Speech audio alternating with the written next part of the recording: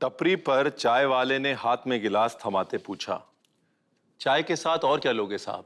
ज़बां पे लफ्ज आते आते रह गए। पुराने यार मिलेंगे क्या?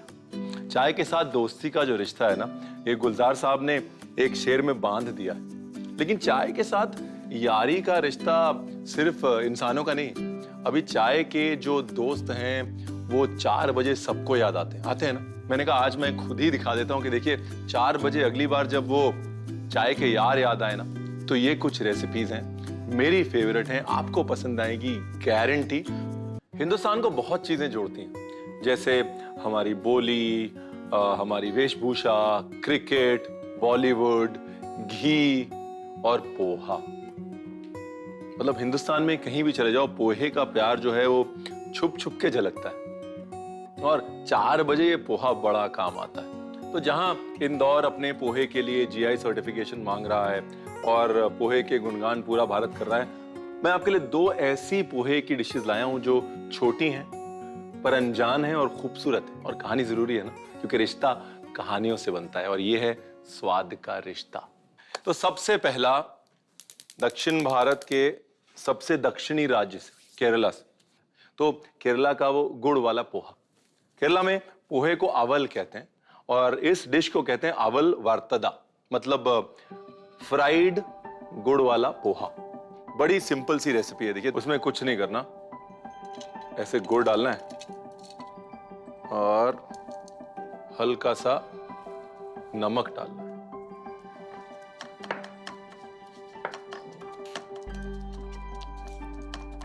और इस गुड़ में ये नारियल,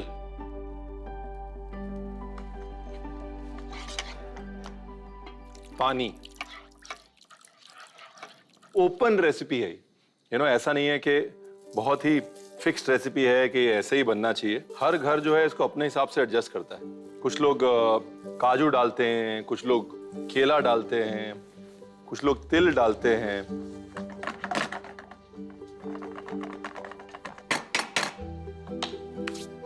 थोड़ा सा घी से क्या है ना, जो चमक आएगी ना, तो आप खुद ही कहेंगे रणवीर सही किया, घी डाल दिया। बस जैसे फ्राई करते हैं वैसे ये हो गया फ्राई पोहा। गैस धीमी करी, थोड़ा तिल डाला, थोड़ा इलायची पाउडर, काजू, थोड़ा बचा हुआ गुड़। पोहा जो है वो सारा का सारा गुड़ और इलायची और जो फ्लेवर है वो खींच ले, अपना काम हो गया।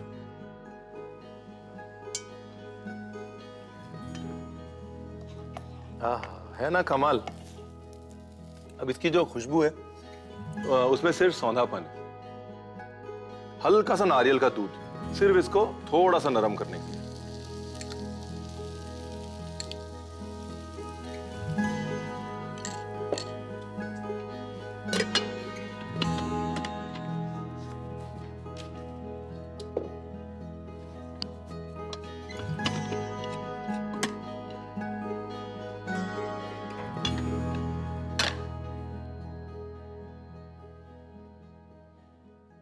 अभी जो चमक आ रही है ना, ये चमक सिर्फ और सिर्फ घी की वजह से आ रही है।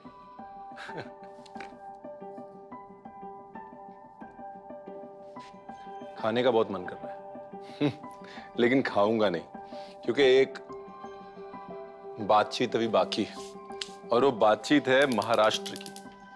पोहे की बात हो और महाराष्ट्र की बात हो, ऐसा नहीं हो सकता, क्योंकि महाराष्ट्र में जब लड़का जो है वो लड़की के घर जाता है लड़की को देखने, तो लड़की चाय लेके नहीं आती, कांदे पोहे जरूर लेके आती है और उस सेरेमनी को ही कांदे पोहे कहा जाता है। लेकिन अब कांदे पोहे तो सबको बनाने आते हैं, तो मैंने कहा कांदे पोहे क्यों बनाऊं। फिर मैंने एक कहानी ढूंढी, कहानी कृष्ण सुदामा की। तो कृष्ण सुदामा की कहानी यूं है कि बचपन में श्री कृष्ण और सुदामा बड़े अच्छे दोस्त थे। तो बाद में जब श्री कृष्ण राजा बन गए तो सुदामा अत्याधिक गरीबी से गुजर रहे। तो सुदामा की धर्मपत्नी ने कहा कि आपके पुराने दोस्त हैं श्री कृष्ण, उनके पास जाइए और उनसे मदद मांगिए, वो आपकी मदद जरूर करेंगे। सुदामा बहुत शरीफ थे और वो दोस्ती के बीच में काम नहीं लाना चाहते थे। फिर भी वो अनमने मन से गए। जब श्री कृष्ण उनसे मिले, बड़े चाव से मिले। 2 दिन दोनों साथ में रहे और श्री कृष्ण को सुदामा जी जो है काम नहीं बता पाए। तो जाते जाते सुदामा जी के पास एक गठरी थी। तो श्री कृष्ण ने कहा, ये गठरी में क्या है, तुम 2 दिन से हो, तुमने बताया नहीं। तो कहते इसमें पोहे। तो श्री कृष्ण ने वो पोहे खाए और कहा, भाई अब मैं तृप्त हो गया। महलों के 56 भोग से ज्यादा मुझे ये पोहे अच्छे लगते हैं। और जब सुदामा जी वापस पहुंचे, तब तक उनके घर की जगह एक महल खड़ा हुआ। तो प्रवासी पोहे की रेसिपी ढूंढी है मैंने, मजा आ जाएगा आपको। राई, हींग,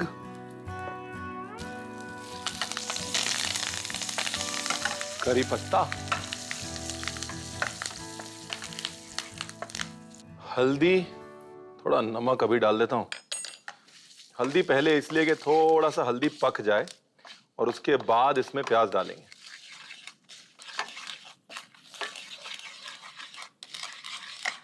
हल्दी में वो उफान आ गया ना, बस। प्याज और तेल की कमी नहीं होनी चाहिए इसमें।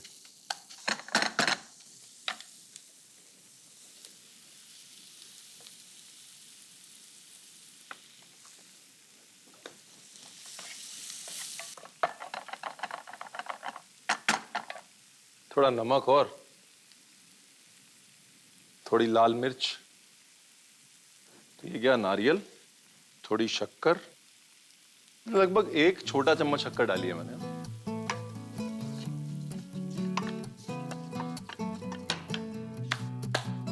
और धनिया,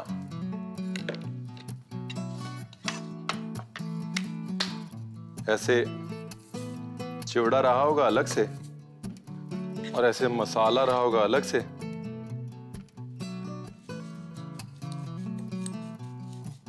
तो तेल जो है ना वो बराबर से कलर पकड़ लेता है। और ऐसे ही कहीं बैठ के सुदामा जी ने श्री कृष्ण को ये पोहा खिलाया होगा। अगर आपको लग रहा है कहानी कमाल की है ना, तो पोहा खा के देखिएगा, पोहा कहानी से भी कमाल का है। और रेसिपी बड़ी सिंपल है दोनों पोहों की, एक बार फटाफट देख लीजिए। अवल बनाने के लिए कढ़ाई में गुड़, नमक, कसा हुआ नारियल और पानी डालकर मिलाएं और उसके ऊपर लाल चावल पोहा डालकर फिर से मिलाकर उसके ऊपर देसी घी डाल लें। उसके ऊपर सफेद तिल, इलायची पाउडर, काजू और गुड़ डालकर कढ़ाई में ढककर 2 मिनट तक पकने दें। उसके बाद ढक्कन निकालकर उसमें नारियल का दूध डालकर मिला लें और एक प्लेट में निकालकर परोसें। प्रवासी पोहा बनाने के लिए कढ़ाई में तेल, राई, हींग, कड़ी पत्ता, हल्दी, नमक, बारीक कटा हुआ प्याज और लाल मिर्च पाउडर, कसा हुआ नारियल, शक्कर और धनिया पत्ता डालकर मसाला बना लें। उसके बाद एक कटोरे में चिवड़ा लेकर मसाला उसमें डालें और मिला लें। प्रवासी पोहा तैयार है। तो अभी पीछे ना मैं हुबली घूमने गया, तो मेरा एक दोस्त है वहां पे, तो मेरे को बाजार ले गया और लाइन से वहां पर ऐसे ठेले लगे हुए हैं और सबके ऊपर लिखा हुआ है गिरमिट गिरमिट गिरमिट गिरमिट गिरमिट। मैंने पूछा ये गिरमिट क्या है? बहुत अच्छी चीज है, बस चलो खिलाते हैं। तो उसने खिलाया गिरमिट। तो मैंने कहा चलो आज गिरमिट बनाते हैं। 4 बजे वाली भूख पे ना गिरमिट से अच्छा कुछ नहीं। तो गिरमिट के लिए सबसे पहले गिरमिट का सॉस बना लेते हैं। सॉस के लिए 2 कलियां गार्लिक और 1 बड़ी हरी मिर्च।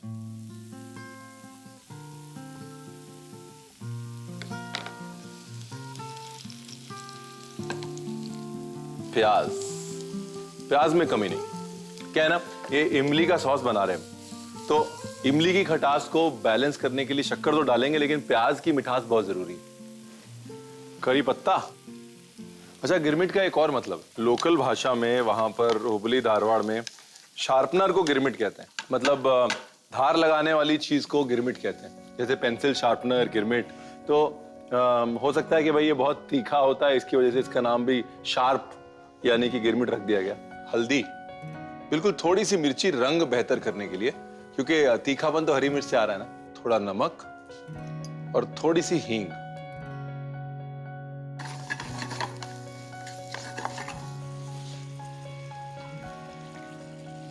इमली का पानी, ये इमली को बस गुनगुने पानी में सोक कर दिया आधा घंटा पौना घंटा, और उसके बाद छन्नी में अच्छे से मसल के बराबर से उसका पानी निकाल लिया, तो वो पानी है।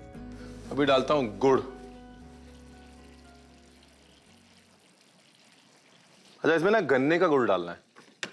इसको बस 2 मिनट पकाना है ताकि मसाले जो अपना फ्लेवर बराबर से सॉस में छोड़ दें, बस। उसके बाद खाने की तैयारी। अच्छा, इसमें हल्दी बहुत जरूरी है। ये जो हल्का पीला रंग है ना, ये गिरमिट में दिखना बहुत जरूरी है। आधे हिंदुस्तान को जब 4 बजे भूख लगती है ना, वो छोटी भूख, तो घर पे फोन जाता है और सबसे पहले ये कुरमुरा निकलता है, पफ्ड राइस। अब कलकत्ता में होते हैं तो उसकी झालमुड़ी बन जाती है, कोल्हापुर में होते हैं तो भड़ंग बन जाता है, अगर बेलगांव में होते हैं, हुबली में होते हैं तो गिरमिट बन जाता है, बॉम्बे में होते हैं तो भेल बन जाती है। मतलब 4 बजे की भूख का सच्चा साथी जो है वो ये कुरमुरा है। ये गिरमिट के साथ ना एक क्लासिक कॉम्बिनेशन जो है वो तली हुई मिर्च है। मिर्ची का पकौड़ा ही बनेगा ना बढ़िया सा।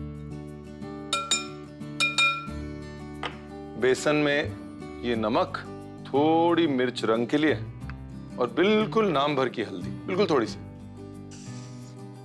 और थोड़ी हींग।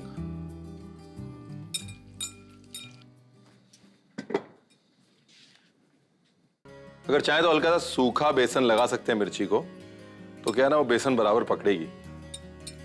फिलहाल अपना काम हो रहा है ऐसे।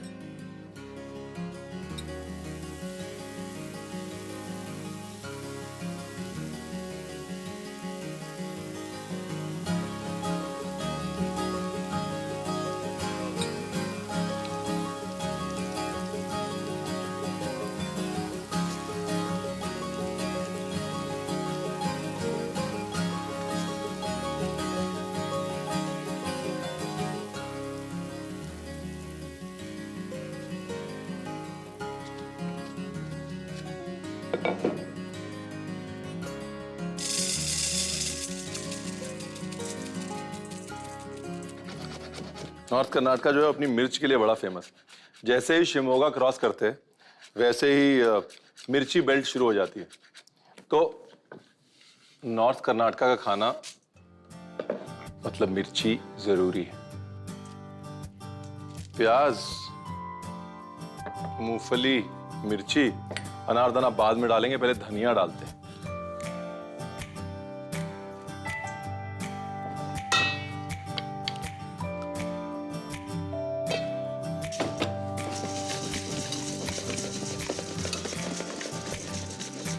वो हल्दी का पीलापन जो है ना वो आना जरूर चाहिए। ये आ गया ना। और ये गिरमिट का सॉस क्या करते हैं ना, घरों में बना के रख लेते हैं पहले। कुछ नहीं होता, इसको फ्रिज में रखेंगे 15 दिन कुछ नहीं होगा। पर ये पीलापन बहुत जरूरी है।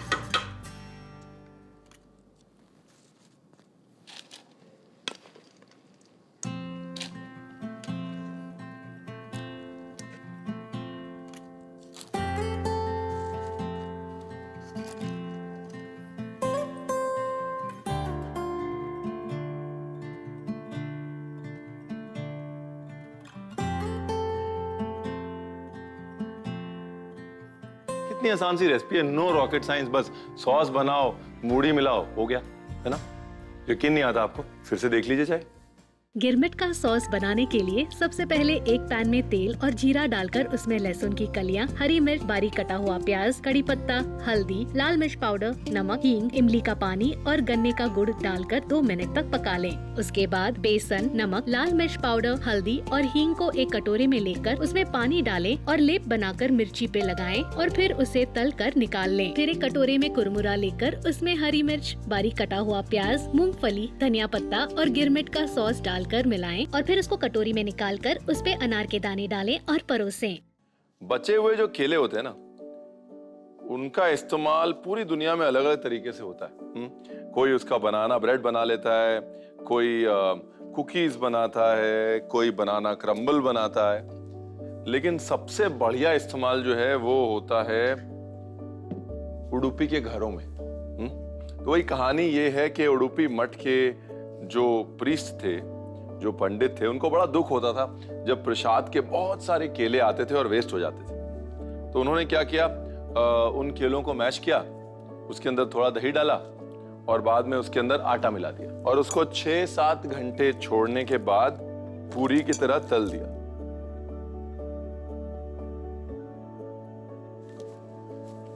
थोड़ा जीरा। अगर जीरा नहीं हो तो बैंगलोर बन नहीं हो सकता। बिल्कुल नाम भर का या नहीं भी डालेंगे नमक तो चलेगा, क्योंकि केले के अंदर का जो नमक है ना, जो नेचुरल सॉल्ट्स हैं, वो इसके फ्लेवर को एनहांस कर देगा। जैसे 3 केले लिए ना, 3 ओवर राइप केले लिए, तो 3 केलों में लगभग 1 कप दही और 8 चम्मच चीनी और 400 ग्राम मैदा चला जाएगा। चीनी बहुत इंपॉर्टेंट है, क्योंकि मैंगलोर बंस पे एक क्रस्ट होता है, वो बाहर की तरफ एक बढ़िया सा क्रस्ट होता है और अंदर से नरम होता है, और अगर शक्कर नहीं होगी तो बंस कड़क नहीं होंगे बाहर से। तो मैंगलोर बंस इसका नाम कैसे पड़ा, वो जो उडुपी मठ के पंडित थे उन्होंने तो बिल्कुल नाम नहीं रखा था मैंगलोर बंस, लेकिन उडुपी मैंगलोर बिल्कुल साथ साथ। तो मैंगलोर वालों को खाने का बड़ा शौक है, तो उन्होंने ये देखे मैंगलोर में बनाने शुरू किए, और जो बाहर से लोग आते थे उन्होंने इसे मैंगलोर में खाया, और इसका नाम तब से मैंगलोर बंस पड़ गया। तो बाहर वालों ने मैंगलोर में आके इसका नाम रख दिया मैंगलोर बंस। तो अब ये जो घोल बन गया है दही और केले का, इसमें बस मैदा डालना रह गया। मैदा ले आता हूं जो मैंने बिग बाजार से खरीदा है।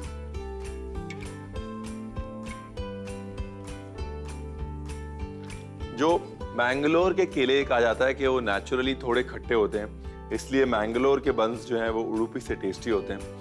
लेकिन अगर केले में खटास ना हो तो मट्ठा भी डाल देते हैं, या दही को खट्टा कर लेते हैं। लगभग 400 ग्राम मैदा,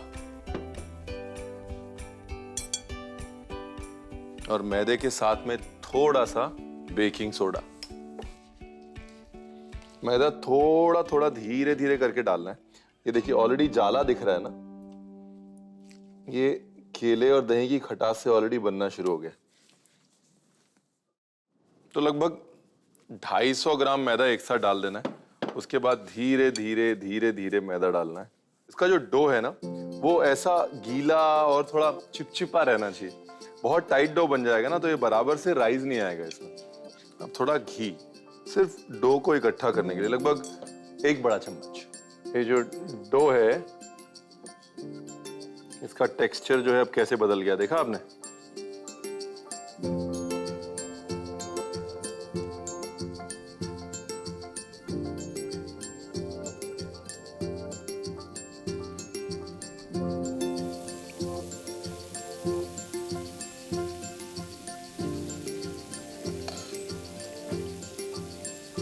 अब क्योंकि पूड़ी मोटी है तो इसको फूलने का समय देना है।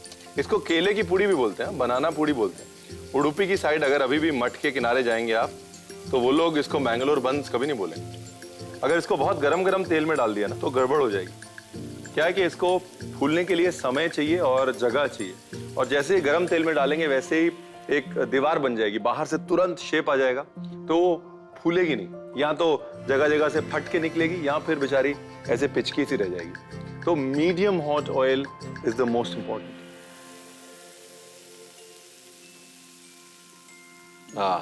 बराबर समय देना बहुत जरूरी है। निकाल के इसे रख देना है। वो क्या है ना, इसके अंदर अभी बहुत भाप है और उस गर्म भाप में अभी भी ये पक रहा है।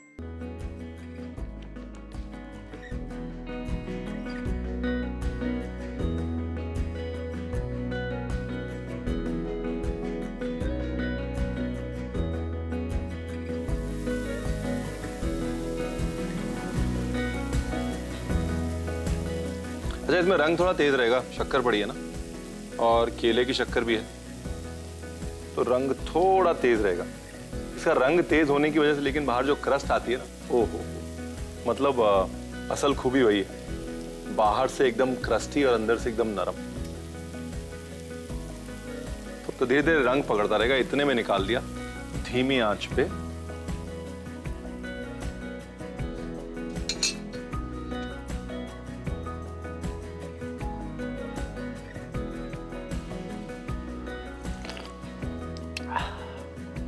Filter coffee. तो अगली बार जब फिल्टर कॉफी पी रहे होंगे ना, मैंगलोर बंस को याद कर लीजिए, क्योंकि इसका इससे अच्छा दोस्त मैंने नहीं देखा। मैंगलोर बन्स बनाने के लिए सबसे पहले केले को छीलकर एक कटोरे में डालें, फिर उसमें दही डालकर मैश कर लें और उसमें जीरा, नमक और चीनी डालकर मिलाएं और घोल बना लें। फिर उसमें मैदा और बेकिंग सोडा डालकर गूंद लें और घी डालें और मिलाएं। अब इसको 6 से 7 घंटे के लिए छोड़ दें और फिर पूरी की तरह बेलें और एक कढ़ाई में तेल डालकर उसमें छानकर निकाल लें। इस प्रक्रिया को दोहराएं और मैंगलोर बन्स को परोसें। कॉफी के वो घूंट हैं आधे, चाय की हर चुस्की अधूरी। जब मिले चाय कॉफी के ये यार, तब बात होती है पूरी। तो अगली बार सिर्फ चाय कॉफी पे मत रुकिए, हिंदुस्तान के घरों से निकली हुई ये खूबसूरत खूबसूरत डिशेस ट्राई कीजिएगा, तब ये बात अपने आप पूरी हो जाएगी।